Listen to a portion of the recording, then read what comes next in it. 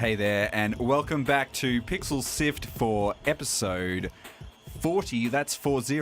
I'm Gianni, and as always, I'm joined by Mitch and Scott. Yes, you are. Yep. Today, we'll be chatting with Darcy Smith. He's from League of Geeks, who are, of course, the devs behind the digital board game Mellow. Basically, what I'm saying is Twitch is the next television. And it's interactive as well. So it's somewhere in between being able to play a game and watching content. It falls somewhere in between there, and it's a big deal. And I think developers should be paying attention to that. We chat all about how streaming has become a big part of business of making the game of Mellow and the future of media and broadcasting. Yeah, we'll also be talking sportsmanship in games. Have you ever experienced a sore loser or an arrogant winner? We'll be exploring the culture of competitive multiplayer. And lastly, everyone wants to show off their hard-earned loot in games, but what happens when that loot isn't learnt in game? Earnt in game? Earnt in game. Yeah, there you go. But purchased with real money instead. We're looking at classism in games today and how people are divided into the haves and the have-nots. Gnarly. All that and more on Pixel Sift. My laptop cables can't. It's like here, and it's annoying me. Let's jump into Let's it. go. So wrong.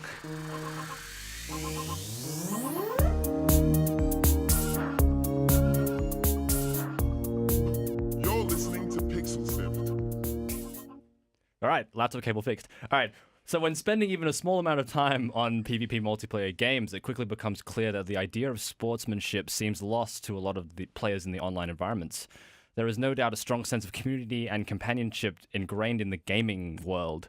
But why is it that we all jump at the chance to kick the other guy when they're down? It doesn't always happen, though. Doesn't but always there are happen. people out there who obviously, weren't given one of those I ran in a race ribbons in primary school or anything like that. Participation awards. Yeah, participation awards. One of the things that you taught whenever you did school sport or whatever was that you're supposed to respect the other players. Right. It's just a game.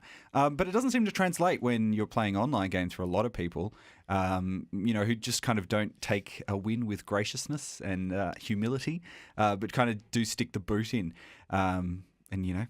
We did actually kind of touch a little bit on this when we talked about smurfing.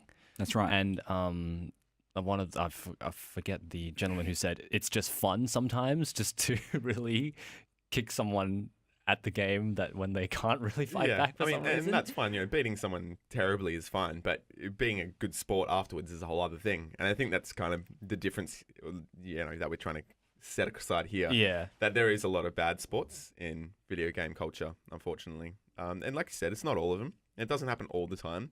But when it does, it's just like, come on, bro. Or lass. Come on, player of video game.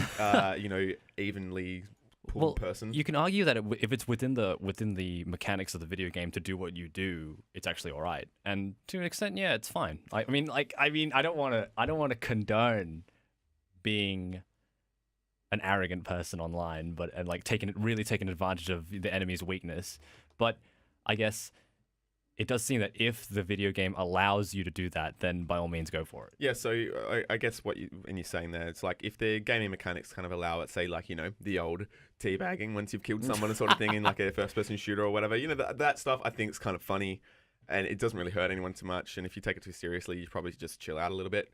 But I think we're more referring to the actual kind of comments and the toxic back and forth that can happen in that kind of versus related gaming. One of the big things about this is that the culture in gaming has then there is a culture in it, but it has sort of evolved over time, and it was this situation where it did used to be kind of the Wild West where anything goes, and people kind of invent their own rules about what's okay and what's not okay, and gaming is much bigger now than it used to be. There are a lot more people in there who weren't part of that original situation and not viewed through the context of what happened. These things can be, and actually are quite offensive to people. And this sort of behavior that people see online, there's always been an element of trash talking whenever you're playing in games and stuff. People do it in cricket or whatever. They sledge people on the field, and that's part of what it is in a competitive environment. And at the end, you're supposed to shake hands. But one of the things that we've seen is that for example, I know Mitch, you've been playing a lot of Overwatch. Oh yeah.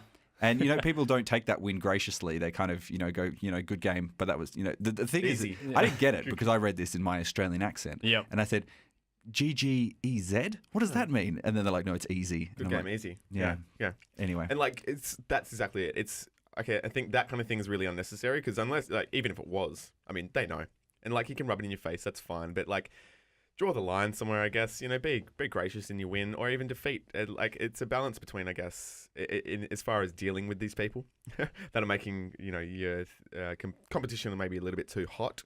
But It's a balance between calling out douche antics, within the community.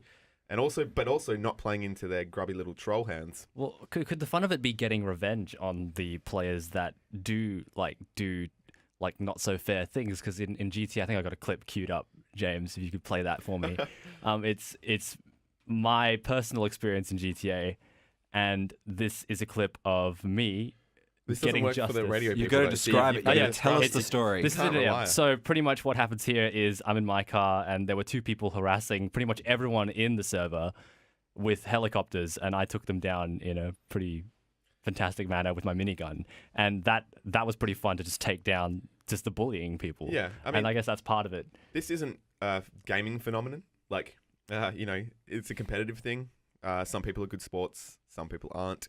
But as you said, like as the growth of online gaming has kind of happened, we've had a lot of people come in that weren't always gaming, and they haven't always kind of obeyed the community rules or whatever, or worked within the community. I don't know where I was going with I that. think as well that we talk about particular things develop when the culture is a particular way, and that sometimes these things sort of develop in a vacuum because there is only a very sort of select, narrow type of person, and as you start including other people in there, their behaviour is kind of drawn into a comparison to what they are behaving in the real world context, because you have people from real world, different backgrounds, different experiences. Some of the things that they do, don't fly if you take it out of that thing. And people go, oh, look, this is something we've always done. This is the way it's always been. But that's not, freedom of speech is not freedom of consequence. Well, just because things have always been that way doesn't mean that's a good reason for it being that Look, way there's now. plenty of political parties out there who would disagree with you, but yeah, that's right. Just because something's been something the one way for the whole time doesn't mean that you can kind of continue it on. Especially if people are kind of pushing back on this and saying, this sort of behaviour is not something that makes the game fun for me to play, and doesn't actually isn't enjoyable. So that's the thing I dislike about this is that you can just by being competitive is fine. You can have your differences in your level of competitiveness, but just realize that not everybody's there to kind of absolutely win everything. And also, like, you're gonna scare away a lot of kind of potential community members by being acidic and toxic to people. I don't know. I think I wish everyone could just get along, but obviously that's not realistic. well, having a dialogue between people and sort of understanding the difference of people's perspectives and things is the way that we kind of get to this nice ground. I mean, some That's a develop. bit too nice, I think. This might be idealistic yeah, as well. it's far too idealistic. And obviously some developers are taking the steps where they actually are, stopping communication in completely unrestrained ways. They're saying, for example, Hearthstone, there's only a limited number of interactions you can have in that. And that means anyone could pick it up. Your 6-year-old little brother or sister could play the game against, a 40-year-old Hearthstone pro, and they're going to have a fun time if they're on the other side of the world because there's no negativity in none of this. A little bit of sledging's fine. Don't get me wrong, but it's when it's basically just being a douchebag. But Yeah. You don't need to be a douchebag, so don't be. Simple as that. We covered this a bit when we talked about toxicity earlier in PixelSiv, and it was like we talked about is cutting off communication or like severely limiting it. Is that really the way to solve the communication problem, like to solve the toxicity problem? And I'm not really sure about that. I'm not sure that that's really the way. I think in a lot of ways that having consequences for your actions is very important. But I mean, these places aren't free speech. You are playing in sort of things that are not public forums, if you know what I mean. This is something that's owned by someone, and they're not a free zone. There are consequences of that, and they set their own community rules. So That's true. But yeah, anyway, let's jump into our next topic.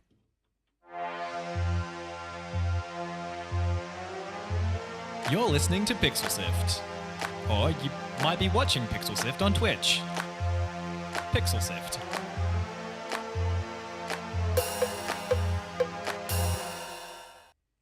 Earlier this year, I had the pleasure of speaking to Darcy Smith. He's a community manager at Melbourne's League of Geeks. You may remember we also spoke to Trent Custers, who was also from League of Geeks last year in episode 11 about their game Armello.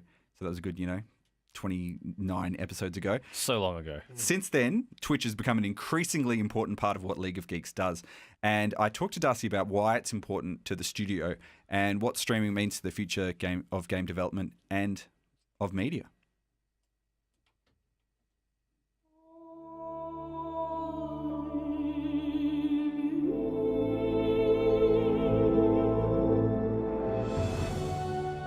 So my name is Darcy Smith. I am the community manager here at League of Geeks. I manage the Facebook, Twitter, and sort of all the social fronts. And streaming on Twitch is a big initiative for us. We use it as a tool really regularly.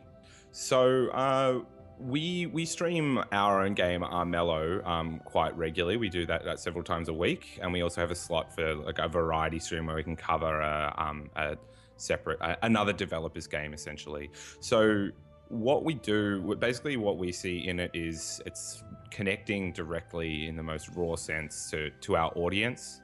I feel like there's a big stigma at the moment where video game developers aren't necessarily thought of as human or people, and you might look at a company like Blizzard or EA and or BioWare and be like, oh, thanks Blizzard, thanks BioWare for like ruining my favorite game or whatever, or making a particular design decision. And when we have when we front as a crew on a live feed on a camera, people get the opportunity to have a live dialogue with us. So it's sort of pushing our brand while pushing the game and really solidifying the fact that we are people. And what's sort of the preparation you do when you're putting together, one of the streams that you do each week? What do you do to kind of get ready for it all? In terms of getting ready, it's very easy because we've set up sort of a station where the streaming takes place. It's basically organizing the people that will come on stream. But we did have large discussions as to what the intention was behind each of the streams that we do and what each of those streams serves for the company, how it's beneficial. And they're beneficial in sort of different ways. I mean, in the most obvious ways, one of our sessions, the Devs vs. Community sessions, we get the opportunity to actually play with our community members. And that's really cool from their perspective because, how often can you go and play with a developer? And that community interaction is like a big focus for that sort of session. And the midweek melee session is more about getting to know the developers and giving sort of more of an insight, like looking through the window into the studio dynamics, like who we all are and how we interact with each other. And they're sort of the broad sort of view of what those sessions are about. The other thing I wanted to ask about is when you actually do get other people's games on there and play. I was watching your stream and you were playing the game Obliteraces. Yes. And you actually had the devs on there doing sort of a Q&A themselves. How does that sort of come about? Well, I mean, we have sort of we're in an interesting situation because we stream and we're sort of growing more and more serious about it. We are actually developers first. So we have these relationships with different developers and we're very in touch of what the community's up to in terms of game development.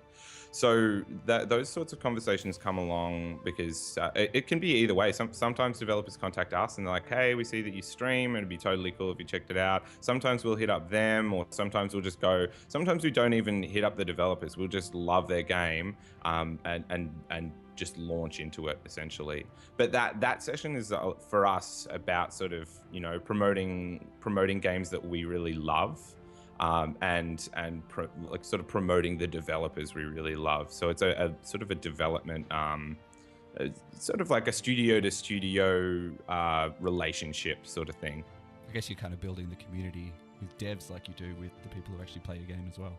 That's it. And I mean, being in Australia, and we sort of, we worked really hard to become sort of an international game. Armello is very much an international title. We're sort of biggest in America and all over the world, essentially. So some developers in Australia really struggle to connect with the broader audience, I think. And where in whatever way we can help, we're happy to do that. I mean, we want to see the industry grow in Australia as well as, just our game. Would you recommend other developers think about doing similar things to what you have done, or is it kind of, are you in a sort of a unique position? You think that, you know, some other smaller indies that might be sitting in the arcade on the other side might not be able to pull off? It's pretty difficult. I guess we've got a decent team size. We've got 10 of us sitting in the studio, and some. So we get work from people that aren't necessarily in the studio as well. So I guess with indie development, there's always the issue of resources and what time you can spare to do what. And I guess in indie development, the people part of the team wear so many hats. You know, like you might have one person, like it could be a 2-man team working on an iPhone game, and one of the members of the team is marketing the game, designing the game, and doing the art, and then the other person's coding it and like doing the sound. So to wedge streaming into that is a big thing. And not only that, I guess streaming is surprisingly exhausting. To be switched on and to be likable and to be talking, to maintain accurate, an active conversation is quite difficult. And sometimes, especially people that do it for the first time, it's like doing a stage show almost. But I don't know, there's something that saps energy, like a tank of charisma, if you will, that gets depleted over time when you're streaming. So there's that other element of exhaustion that comes with it that isn't sort of obvious from a distance. What are some of the best experiences that you've had that you've felt that have been like, well, this has been totally worth the time and effort? Well, every now and then people will stop by and just say, like, praise us for not only our game, but the time that we take to be people and to be accessible. Like we do everything in our power. We devote as many resources as we can to answer every question from every channel. And I guess that can be sort of rare, especially when we're stepping into this zone of being sort of a medium-sized company now. It's sometimes it's really hard to get that back and forth dialogue. So that's always really rewarding when people go out of their way to let us know that they really appreciate that mentality that we've sort of spent so much time and effort to cultivate. Other than that, just getting big numbers on a stream is really cool. Like having a couple of hundred people watching you play games because they just think you're entertaining. And they like the product, they like the content that you're streaming. Like there's some inherent, maybe that's just my ego speaking, but there's something very rewarding about that. When Twitch Plays Pokemon came through, that blew everyone's mind because now you have, tens of thousands of people playing a game all together, chatting, and just, it's all chaos. And I think that if developers out there didn't see that there's something happening, like that Twitch is basically, what I'm saying is Twitch is the next television, and it's interactive as well. So it's somewhere in between being able to play a game and watching content. It falls somewhere in between there, and it's a big deal. And I think developers should be paying attention to that. There are things that can be done with this tool that we haven't seen yet. Are you thinking about doing a build of Twitch Plays Armello? That would be chaos. I can't imagine that. I don't know. Just float it, Darcy. I'm just saying. All you need to do is just say credit to Giardi for. Yeah, we'll consider it. I'll put it to the board.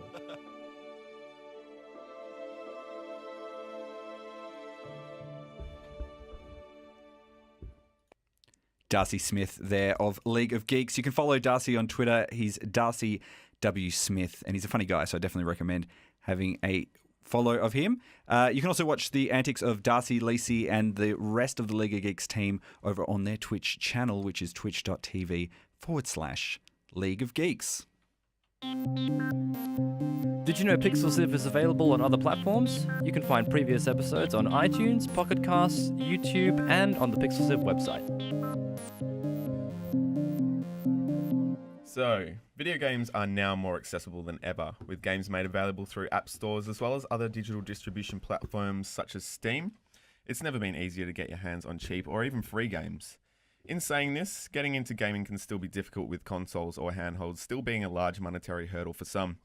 This brings us to today's final topic, classism in video games. While free apps, etc., do help in reducing the gap in access, there is still a definite ability to ensure you remain on top of class warfare if you have the means.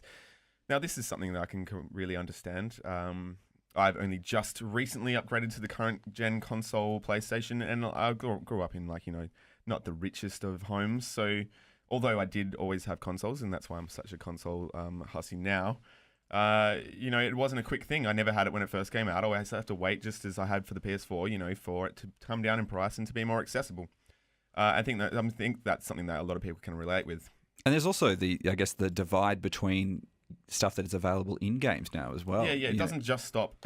Like I said, it doesn't just stop in their hands. Not just being able to. Yeah, there's also so much more on top. So you said that you've just jumped in on the PlayStation thing, and then to get to the point where other people may have been already purchasing bits and pieces together, bits and pieces of other video stuff. They may have been way ahead of you and may have spent a lot more money than you have, and it seems a bit divisive almost if you're going to have these two kind of chasms between people who can afford to pay the money. And that's it, exactly that. It doesn't even single out to just apps and whatever. Say with your Pokemon Go at the moment, the phenomenon that's kind of rocking the globe. It's a free to buy game, free to start game. Of course, you don't buy it because it's free, but in-app purchases can rocket you up to levels that others might not be able to achieve through lots and lots of grind work or whatever. I already know of someone who spent $300-ish on that game already. And that's something that not everyone has the ability to do. No one has it. Have to do. No, you don't have to. But it has an obvious and necessary advantage because you're paying money for something. Yeah, and it's actually because this is a multiplayer game and you are competing against other people in the world. Those people who do spend the cash are sort of rocketing ahead in terms of progression, and it does create this situation where if you're just starting out, there is sort of a bit of a gulf between where you can actually compete against. It does seem that with the microtransactions, they have a really bad reputation ever since the 2006 Bethesda and Horse Armor that came out, and I guess for what it's worth, I guess we've credited games that just give you the cosmetic update and cosmetic thing, and they don't really help you really advance power wise through the game, and people tend to accept that a bit more. I don't know. What do you think? There is sort of think about this. The big factor of the Counter-Strike Go fiasco that's been happening over the last month or so or more was the fact that they're selling individualized skins, cosmetic, right? No effect on the game. Gun works exactly the same. But there is a status associated with owning those skins, and some of those skins are worth hundreds of dollars. Right. And, it's created this whole secondary market where people are now, throwing heaps of cash into basically into the actual game. Yeah. And, there are people who can't access it. Yeah. I mean, go, Mitch. Yeah, well, because, I guess when people can't access it, it does create, its own little exclusive thing, within the game. And, it creates, a demand for those items, and it creates, a little culture inside. So, I guess when you're looking at these things from, an end-user perspective, you want special things, and you want things to be worth, you want them to be as tangible as possible without them actually existing. So, I guess, in the end, it creates a sort of value system within the community. Yeah. I mean, at the same time, though, games are, tend to be, or try to be all-inclusive, but, in-app purchases kind of cement this classist system, while the games themselves are easily accessible kind of thing. The ones who really excel are the ones who are willing to spend a little bit extra money sort of thing. And, I don't know, they're goods, and goods cost money, and the more money you have, the more goods you have. It does. I mean, money is one resource, but another thing that people don't have a lot of money or time. Is time. Yeah. So the players that, let's say, work full time and they don't have literally the time resource to get involved in raid parties and things like that, they can use microtransactions to maybe keep up with their friends when they don't necessarily, so they can raid or they can play with their friends. that have the time to. Do you think it invest is that though? Because I think some of the more hardcore players who would be playing a lot and actually having a huge amount of time would also then be using those abilities to use to kind of jump ahead as well. You know, these time saving abilities that are in there for that reason. Yeah. So you know, are they using that to actually push themselves even further ahead? that's true. That can be done as well. I think there was talk in WoW, I think, about like when characters could be boosted artificially, and then in Destiny that's definitely a thing. You can buy, I think, I can't remember what the modifier is. It's called. I don't know. But it boosts you up to level 25, which allows you to just really quickly, I guess, attain that level that a lot of Guardians have been at for a while now. And look, I don't want people to think that we're against the idea of in-app purchases or whatever. Just kind of more aware of that it's not all kind of, it's not all just basic advantageous stuff, that there is kind of, it does create a hierarchy, I guess, in players and communities. Yeah, there is that. And I mean, it's something to have a discussion about because this is something that couldn't have existed years ago. Yeah, this is just fresh. This just is a couldn't fresh have issue. happened. Yeah, and there is these situations where people have, people will always use anything to kind of go on and talk about stuff and all of this stuff. And competitively, we have people who are kind of bragging and all of this thing. But then there's also this money factor as well that's kind of involved with this, where you have these people who say, well, yeah, look, I can afford to buy X and Y and Z. And I'm someone who runs around with the limited edition console skins of the, pre-order bonus and all of that stuff. Most people don't pay it any mind, but there will be people out there saying, well, you obviously couldn't go out and do this. Or it was interesting, like the one experience, I hate to bring up GTA again, but I was driving around in my car in GTA, which is the Dominator, and that's based off the Mustang, and that car is a free car, quotation marks, you can just find it on the street. And someone came up to me and started ridiculing me for driving that around. What the hell? And I was like, and they were like, that's a free car, what are you doing? You're poor. And I was like, I guess I am. Yeah. If you want to look at it like that. Yeah. Look, and then I like the way that car looks. I like the way that car handles. And yeah, I do have other better cars. But that's the one I was driving at the time. This sort it was of really behavior funny. is nothing new. Yeah. People are attributing, monetary value to actual value. You go back to the schoolyard and, the people with the, I don't know, freshest kicks or whatever, kind of lauding on the people that... I remember that one kid who had the Casio watch that could do TV remotes. And lauding it over the people that, that's the... I wanted that watch that so sounds badly. really cool. And he would just turn the volume down on my G-Shock the could do TV. that. Yeah, during classes and stuff. Very funny. Today's been a bit preachy, but... A bit preachy. A little. No, I mean, we want to have discussions about this sort of thing. And I think that's the big factor of it, that we do actually want to know what these things are. They affect people behind the screens and behind the controllers. There are impacts on the way that people are behaving, and your words and deeds can have actions. So I don't want to see a situation where we do have this sort of haves and have-nots in games where people where someone who is basically determined by how much money they're going to put into a game. Or that skill isn't a value, or enjoyment isn't a value. It's more that who has impacted put their most cash into it. You're right. That is the main fear, I think, among people in online communities.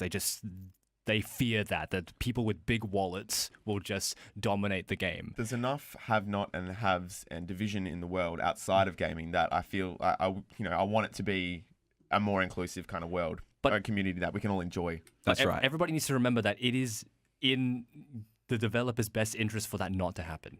Yeah, because at the end of the day, they want people playing the game, and they want everyone playing the game. And as soon as they introduce that kind of discrepancy between two different types of players, there's just only one thing can happen. The people that aren't having fun will stop playing. And they know this, and that's why this kind of thing, it just won't happen. I just don't think it will. The developer will not allow that to happen.